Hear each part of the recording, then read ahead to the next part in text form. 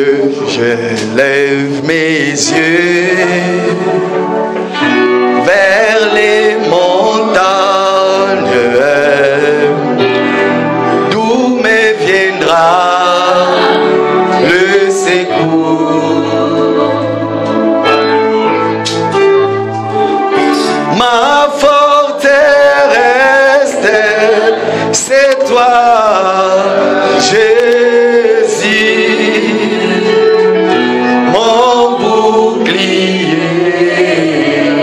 C'est toi, Seigneur, que ta puissance descend sur moi. L'onction divine comble. Écoutez bien, aimés dans le Seigneur. Oh Jésus. Alléluia. Rejetons de David les lions de Juda, étoiles du matin, reçois la puissance, la louange.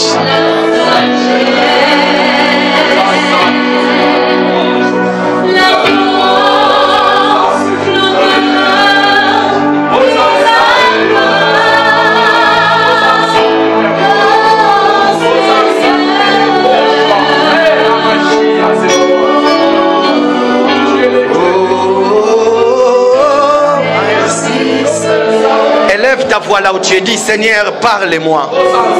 L'unique chose que tu peux donner à ton peuple lorsque nous en avons besoin, c'est la parole.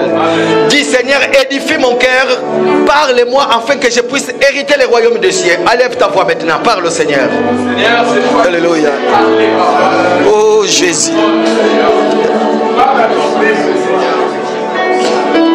Élève ta voix, parle au Seigneur.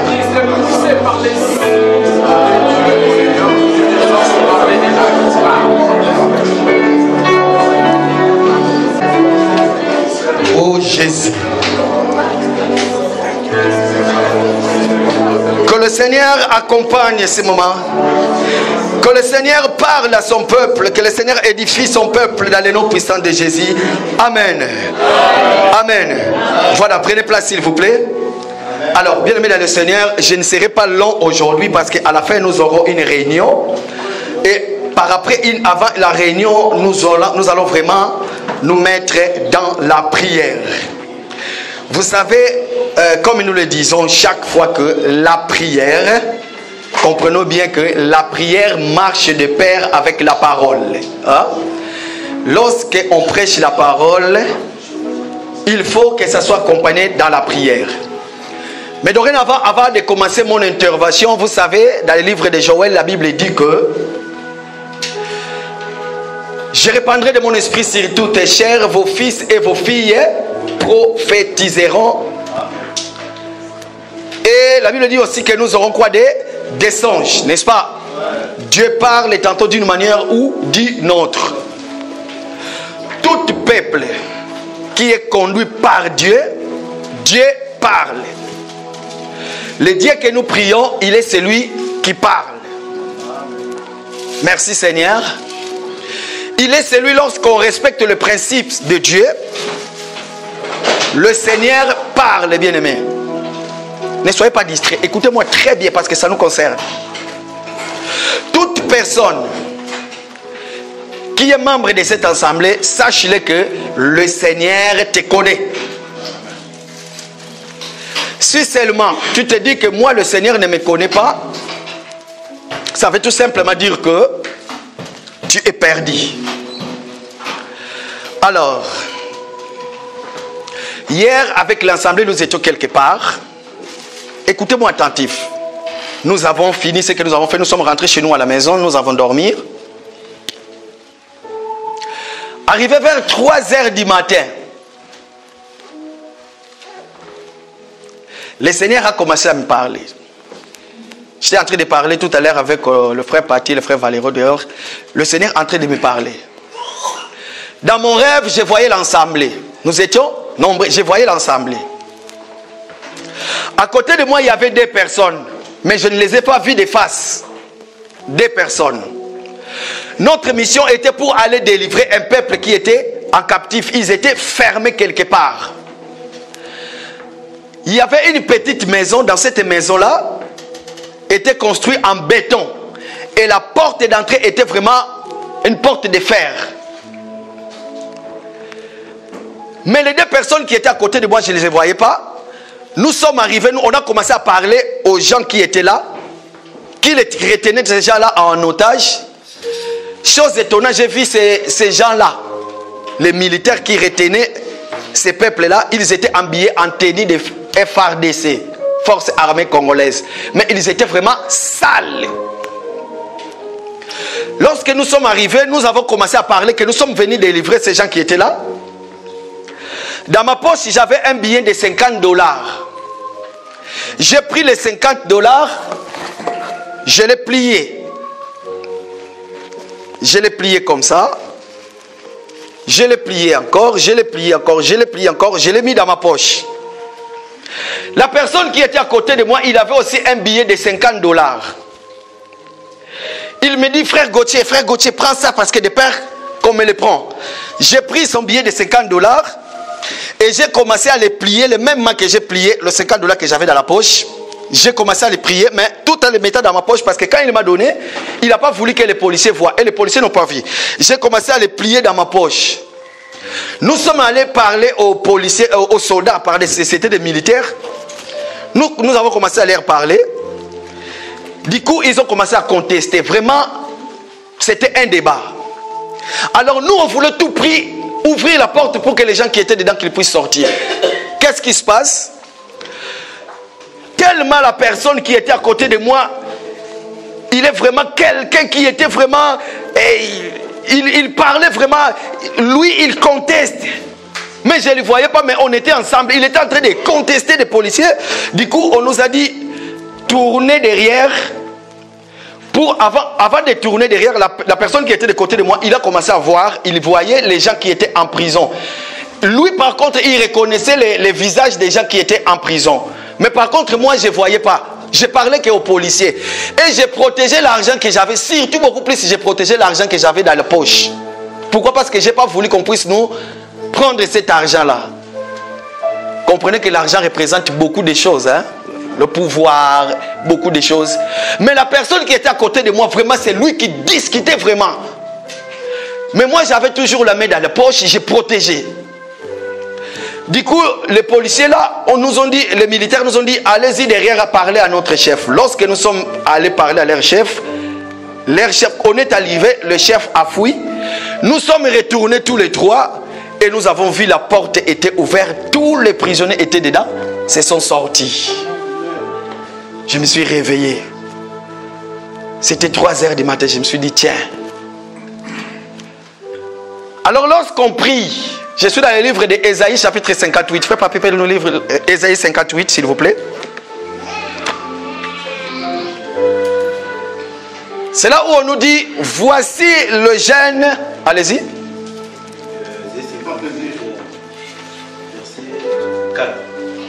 Voici vous jeûnez. Voici le jeûne auquel je prends plaisir, s'il vous plaît.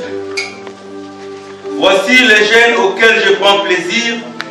Détache les chaînes de la méchanceté. Dénoue les liens de la servitude. Renvoie libre les opprimés. Et que leur rende toute espèce de joug. Est-ce que nous avons compris? Là, je ne prêche pas, mais je vais juste expliquer ce verset noir sur blanc. N'est-ce pas? Notre bien-aimé a bien lire, il dit, la Bible dit, voici le jeûne auquel je prends plaisir. Vous savez, comme j'avais dit qu'il y a de jeûnes et prières que le Seigneur ne prend pas plaisir. Pourquoi? Simplement, vous êtes en train de faire ce qu'on appelle la grève de faim. Pourquoi? Parce que c'est lui qui gêne, qui ne prie pas. Je sens qu'il y a un peu la distraction dans la salle, s'il vous plaît. Donc, ça veut tout simplement dire que il y a des jeûnes auxquels le Seigneur lui-même, il Il prend plaisir. Comprenez-le, depuis que nous avons décrété le jeûne de prière chaque vendredi, il y a des choses qui commencent à se passer. Le Seigneur parle. Nous disons merci Seigneur pour cette révélation qu'il nous a montrée. Et le Seigneur a parlé. Donc ça veut tout simplement dire que nous sommes dans le bon voie. Nous allons continuer. Et puis après, vers 4 heures du matin, il y a un autre rêve qui vient. Cette fois-ci, j'étais tout seul. J'étais en train de marcher quelque part dans la rue. J'étais en train de marcher. En fait, quand j'ai marché, je me suis rencontré avec un pasteur que je connais très bien. Mais le Seigneur m'a montré cette pasteur-là. Ça veut tout simplement dire que c'est lui. Non. J'étais en train de discuter avec ce pasteur-là. Pourquoi? Parce que le pasteur-là nous interdisait de prêcher l'évangile de Christ. Il était en train de dire que l'évangile que vous prêchez, ça dérange trop. On n'est plus d'accord avec ça. Il était vraiment catégorique. Il ne veulent plus nous voir, nous, l'assemblée des Élis, se réunir. Parce qu'il parlait de l'assemblée des Élis. Il ne veut plus nous voir réunir. Il a refusé. Et moi, je lui contestais. Je disais, mais qui tu es pour nous refuser de prêcher cet évangile? Jusqu'à ce qu'il est parti. Et moi aussi, j'ai pris mon chemin. Je me suis réveillé. C'était un rêve. Donc, bien aimés dans le Seigneur, sachez-le que cet évangile que nous prêchons, nous sommes dans le bonne voie. Le but de cet évangile, tout simplement, nous préparons le peuple qui va monter vers le Seigneur. Nous ne prêchons pas pour le bonheur terrestre. Amen. Nous ne prêchons pas en disant aux gens que si tu viens au Seigneur Jésus, comme la Bible dit que tu seras sauvé, tu auras beaucoup de maisons, tu auras. Non. La première des choses, bien aimé, sachez-le que le peuple d'Israël attendait la consolation. La consolation qu'Israël attendait, le Seigneur a envoyé les prophètes. Ils sont venus, ils ont parlé de la part de lui. Mais regardez, ils ne sont pas rassasiés. Pourquoi? Parce qu'ils disaient que lorsque le Seigneur viendra, le Messie, pour eux, ils croyaient que le Seigneur va délivrer Israël déjà dans les choses physiques et terrestres. Donc ils auront tout ce qu'ils en ont besoin. Et que le Messie, lorsqu'il viendra dans sa royauté. Ils verront vraiment que c'est lui le roi. Il viendra avec sa cavalerie, avec toute gloire. Tout le monde, ah, c'est lui. Mais ils se sont trompés. Mais alors que le Seigneur, lorsqu'il est venu, la Bible dit que les gens ne voulaient même pas l'écouter. On l'a contesté. Mais le peuple attendait la consolation. Alors aujourd'hui, sachez-le que, bien aimé dans le Seigneur, notre consolation dans ce siècle présent, nous les avons en Jésus-Christ.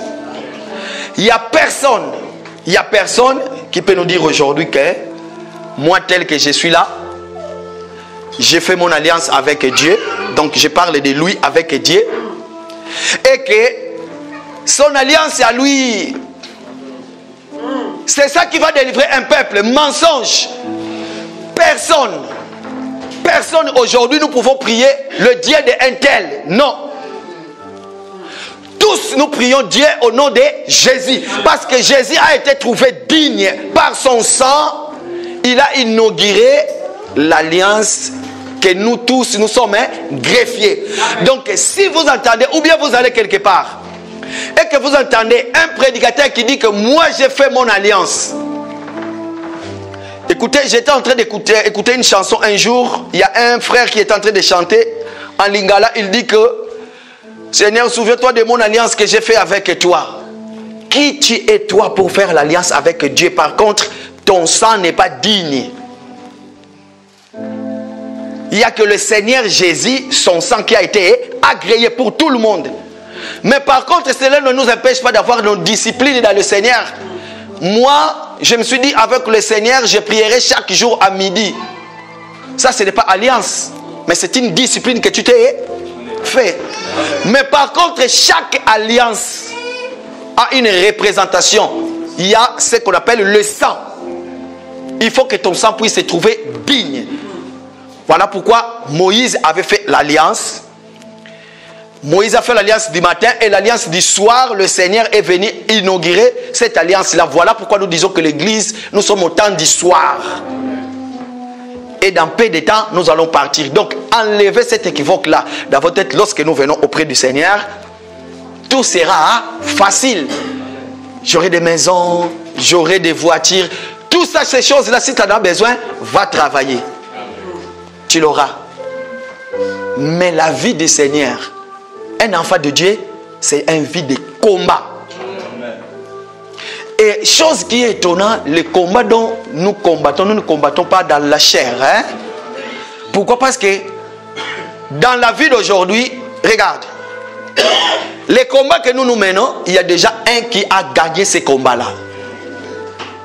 Il n'a pas gagné ces combats-là. Enlevez dans votre tête que le Seigneur, c'est comme si il est monté dans un ring de boxe, en train de boxer avec le diable. Non, ce n'est pas ça. Le diable n'avait pas de part à ça. Tout ce que le Seigneur a amené sur la croix, c'était pour notre gain et c'était la volonté du Père pour que nous soyons sauvés.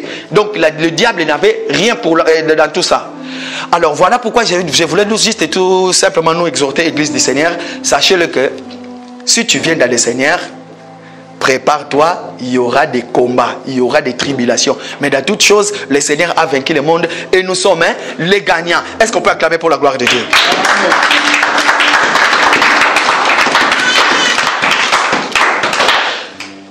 Donc, je voulais tout justement nous exhorter là-dessus. Je ne vais pas prendre beaucoup de temps parce que nous allons prier. Après, nous avons des réunions à mener. Alors, depuis quelque temps, je suis en train de parler sur ces messages, le béatitude. Le béatitude que je suis en train de parler, aujourd'hui c'est mon 3e jour. J'ai déjà tout expliqué. Je suis sur les mots, si chaque mot que le Seigneur a prononcé après le mot heureux. Après le mot heureux, le Seigneur ajoute une phrase ou un mot. Le Seigneur ajoute. Je suis là. Par contre, si je me comprends bien, je ne suis pas encore entré dans mon message. Parce que quand je vais finir le 9 heureux, c'est en ce moment-là vraiment je vais entrer dans l'explication des choses. Pourquoi? Parce que cet évangile, nous expliquons tout. Amen. Mais là, je suis que dans les définitions des mots par rapport à la Bible. Dans les définitions des mots par rapport aux Écritures. Et quand je finirai d'expliquer, c'est en ce moment-là, je vais entrer dans la vérité. Dans la vérité des Écritures pour expliquer selon la parole. Remarquez une chose. Je vais tout simplement ajouter aujourd'hui ça. Un enfant de Dieu, le Seigneur Jésus, qui va appeler ses disciples. Les disciples vont venir auprès de lui. Comme j'aime bien le dire, le Seigneur c'est le meilleur dessinateur. Il va peindre un tableau. Dans ce tableau-là, il va expliquer la vie d'un enfant de Dieu, la vie d'un chrétien. Le Seigneur lui-même, il le dit. La première des choses, lorsqu'il te regarde, il dit errer. Si tu me dis errer, moi aussi je dirais oui et amen, je suis erré. Mais après le mot errer, il va dire tu es chrétien. Ici sur terre, il n'y a rien de nouveau. Toutes choses ont été vécues. Il y avait un peuple d'Israël qui est le peuple de Dieu, qui était en Égypte. La béatitude, nous pouvons l'expliquer tout en étant en Égypte. Lorsqu'il sort, il commence leur chemin. Il y a la béatitude. Donc jusque-là, je suis en train d'expliquer que les mots qui suivent le mot heureux. Mais dès que je finirai, peut-être c'est le dimanche prochain, parce que le dimanche prochain, je vais vraiment courir. Dès que je finirai, maintenant je vais ramasser tout, je vais tout expliquer. Pourquoi? Parce que tout simplement, nous allons comprendre une chose. Errer. Nous sommes errés. Mais attention, ça c'est la vie chrétienne. Nous sommes heureux. Pourquoi? Parce que nous sommes de ceux qui croient, qui marchent selon la volonté de Dieu. Nous avons le marque du Saint-Esprit à nous. Nous sommes heureux. Parce que nous portons la chemise d'un homme heureux qui est le Seigneur. Il vient dans notre vie. Il façonne notre vie. Mais regardez une chose. Il va ajouter. La première des choses, comme je l'avais dit, il parle du Saint-Esprit. J'ai tout expliqué. Il va peindre un tableau. Errez, errez, errez, errez. Mais vous serez affligés. Mais vous serez ceci. Vous serez ceci. Et je l'avais associé à ce verset qui dit, vous aurez des tribulations et des tribulations, mais prenez courage, car moi j'ai vaincu le monde. Ça veut tout simplement dire que la vie chrétienne, il n'y a pas que la vie en rose. Il faut s'attendre à tout. Amen. Matthieu chapitre 5. Nous allons commencer à partir du verset 5. Normalement, on devait arrêter jusqu'au verset 8, faute de temps. Matthieu chapitre 5, à partir du 5, papa. Verset 6. 5, 6. Heureux les débonneurs, car ils hériteront la terre. Heureux ceux qui ont faim et soif de la justice, car ils seront rassasiés. Voilà, aujourd'hui nous allons nous arrêter là. Heureux les débonneurs, car ils hériteront quoi? Le royaume. Aujourd'hui nous allons un peu comprendre, pour que chaque dimanche j'explique un mot. Aujourd'hui nous allons essayer un peu de comprendre qui sont les débonneurs. En fait les débonneurs, ça ne veut pas tout simplement dire que quelqu'un qui n'est pas heureux. Non, parce que le Seigneur qui nous dit nous sommes heureux. Mais les débonneurs dans le sens qu'on est en train d'expliquer ici, les débonneurs ça veut tout simplement dire que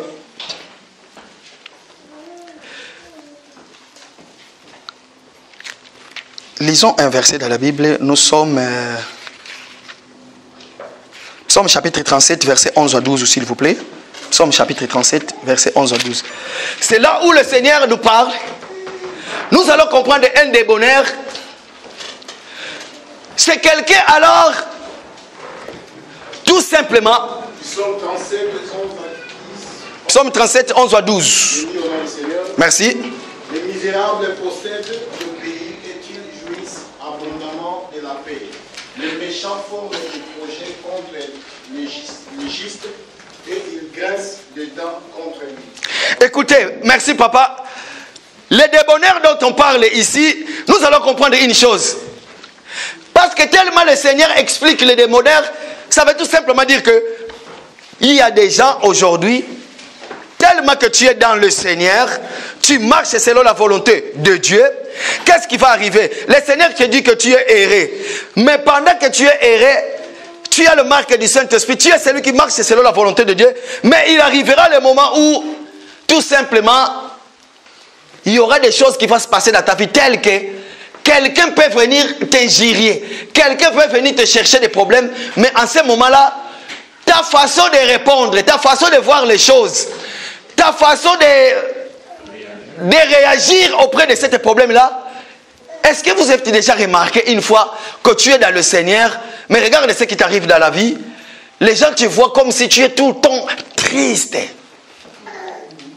Mais pourquoi depuis que tu es devenu dans le Seigneur, tu es tout le temps triste? Mais par contre, lorsque tu étais avec nous de l'autre côté, quand on vivait, on partait dans les boîtes de nuit, c'était nous, on apparaissait, on était vraiment... Mais depuis que tu es dans le Seigneur, tu es devenu trop mou. On te gire, on te calomnie, mais toi, tu es tout le temps... Mais et pourtant, tu n'es pas comme ça.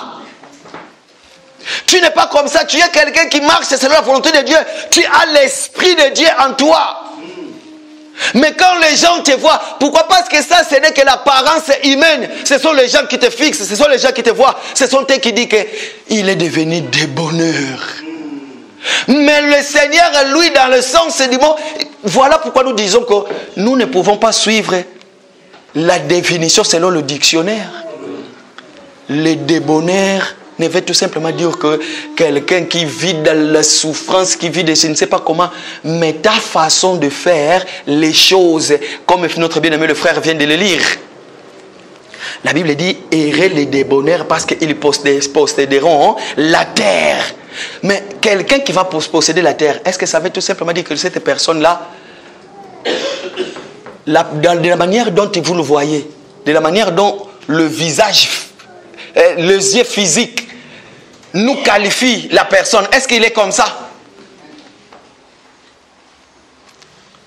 Mais par contre, nous, les enfants de Dieu, lorsque nous avons ces choses-là à nous, tellement que c'est le Seigneur qui a brossé cette chemin-là, comment nous devons marcher, voilà pourquoi lorsque les gens te verront, les gens diront que tu n'es plus ce que la personne que nous avons connue autrefois.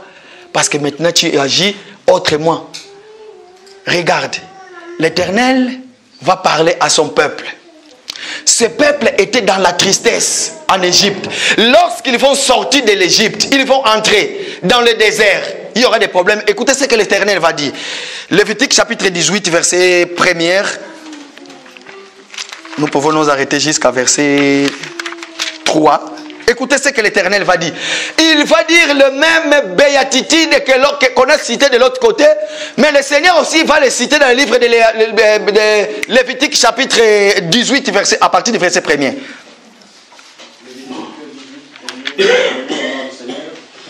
L'Éternel parla à Moïse, parle aux enfants d'Israël et tu leur diras, je suis l'Éternel, votre Dieu. Continue, papa.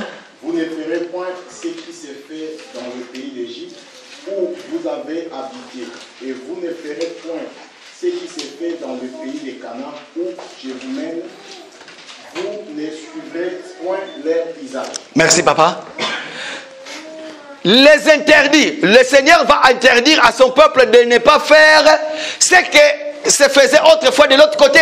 Parce que vous êtes déjà les enfants de Dieu. Amen. Comme je l'avais dit que le Seigneur lui-même, il va peindre le tableau d'un enfant de Dieu. Mais vous êtes dans le monde, mais vous n'êtes pas de ce monde. Ne ressemblez pas aux païens de ce monde. Mais par contre, vous, regardez comment vous devez vous comporter. Galates chapitre... Galates chapitre 5, s'il vous plaît. Galates chapitre 5, 22, 23. Regarde, un enfant de Dieu, qu'on dise de lui tout ce qu'on veut dire de lui, qu'on lui calomnie, qu'on fait de lui. Regarde la position d'un enfant de Dieu. Un enfant de Dieu qui a reçu la parole du Seigneur qui était prononcée à lui. Le Seigneur lui parle en disant, tu es heureux, heureux, mon fils, ma fille, parce que le royaume des cieux est pour toi. Heureux, heureux, heureux. Regarde maintenant, Galates chapitre 5, verset 22 à 23, s'il vous plaît. Galates 5, 22 à 23, je lis dans le Seigneur. Amen. Mais le fruit de l'esprit, c'est l'amour, la joie, la paix, la patience. Papa, allez-y doucement. Lisez-les un à un, s'il vous plaît. Mais le fruit de l'esprit, c'est l'amour. Regarde, un enfant de Dieu qui bénéficie de la béatitude, qui écoute le sermon de l'Éternel sur les montagnes, la première des choses, la Bible nous cite quoi? L'amour. Aimez vos ennemis. Aimez-vous les uns les autres. Par contre, jadis, lorsqu'il y avait des problèmes, quel regard portais-tu à celui que tu faisais du mal? Parce que nous avons tous un regard. Lorsqu'on nous calomnie, lorsqu'on nous fait des choses. Mais le Seigneur vous dit, aimons-nous les uns les autres. L'amour, est-ce que nous avons? Papa, allons-y, deuxième parole. La joie. La joie. Quand les gens te regardent, les gens disent que tu n'es pas... Mais comment il est devenu comme cela? Mais par contre, toi, tu es dans la joie parce que tu portes les marques d'un homme. Et recueille le Seigneur qui est en toi. Amen. Et que cette joie-là, il n'y a qu'une seule personne qui peut te les communiquer, c'est le Seigneur lui-même. Papa, allez-y. La paix. Nous prions un Dieu qu'on appelle Prince de paix. Toi, un enfant de Dieu, tu es censé d'amener la paix tout autour de toi. Tu ne peux pas être de celui qui divise pour mieux régner. Tu ne peux pas être de celui qui ramène tout le temps des problèmes. Mais par contre, la paix, c'est pour nous. Parce que nous sommes les enfants de Dieu. Nous sommes de ceux qui vont hériter le royaume des cieux. Comment se fait-il qu'ici sur terre, tu ne cherches que des problèmes? Voilà pourquoi le Seigneur ne peut pas te recevoir dans son royaume, parce que toi, tu n'es que celui qui cherche des problèmes. De peur qu'au ciel, que tu puisses créer encore des désordres. Merci Seigneur, parce que tu n'entreras pas au royaume des cieux. Parce que tu n'es pas erré, mais tu es malheureux. Allez-y papa. La patience. La patience. Est-ce que nous disons tous la patience? La patience, c'est le mot du Seigneur aussi. La prophétie. Même si ça tarde, le Seigneur t'a déjà parlé. Tu as des convictions que tout ce que j'en ai besoin. Vous savez, dans le mot patience, à des fois, les gens peuvent poser à n'importe quel geste qu'ils veulent. Vous savez pourquoi? Parce que nous avons vu en Égypte. Vous savez, lorsque le peuple d'Israël était en Égypte, il y a eu des moments où ils ont vu les messies qui sont venus. Ils ont dit peut-être que c'est lui, mais cependant qu'il n'était pas lui. Hein. Mais lorsque le Moïse est venu, Moïse, quand il est venu, personne ne le croyait. Vous savez pourquoi? Parce que Moïse était élevé dans la maison de Pharaon. Il y a les Égyptiens, il y a d'autres peuples d'Israël qui appelaient de Moïse, toi aussi tu es Égyptien. Parce que tu as vécu là-bas. Comment dis-tu que toi tu es venu nous délivrer? Voilà pourquoi il faut que tu nous montres des signes pour que nous savons qui t'envoie, qui es-tu. Voilà pourquoi le Seigneur va lui dire, lorsque tu iras, quand on pose la question, qui t'a envoyé, tu dois dire ça. Et le Seigneur, le jour où il va venir, remarquez une chose, le Seigneur Jésus va commencer à marcher, ce peuple, ce Messie qui était aveugle, pour que ce vrai le Seigneur sache qu'il appartient à Abraham, il fallait qu'il appelle Jésus, fils d'Abraham. Allez-y papa. La bonté. La bonté. Est-ce que pratique-t-il la bonté? Allez-y papa. Je vais courir. La bénédiction, allez-y.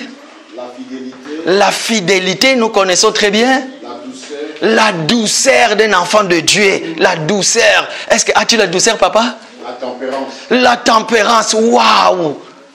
La loi n'est pas contre. La loi n'est pas contre ces choses. Amen. La loi n'est pas contre ces choses. Bien aimé dans le Seigneur.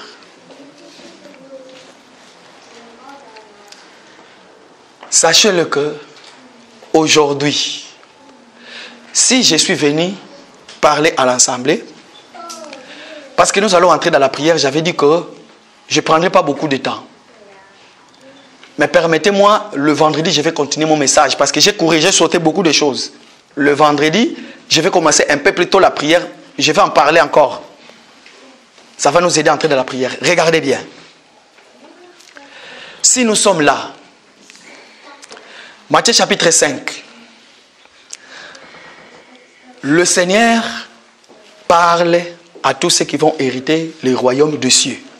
Si c'est vrai que tu vas hériter le royaume des cieux, je vous invite de méditer ce verset de la Bible. Alors, mettez-les en pratique. Ça sera une bonne chose pour nous. Vous savez pourquoi? Parce que le temps est dire. Ne croyez pas que tellement que nous sommes là, tout sera facile pour nous. Les jours qui vont venir, je vais maintenant ramasser tout, je vais entrer dans le détail. Mais pour aujourd'hui, parce que nous avons beaucoup de choses à faire, je suis venu que vous exhorter, que le Seigneur vous bénisse, que le Seigneur bénisse sa parole. Amen. Voilà. Merci Papa Jimmy.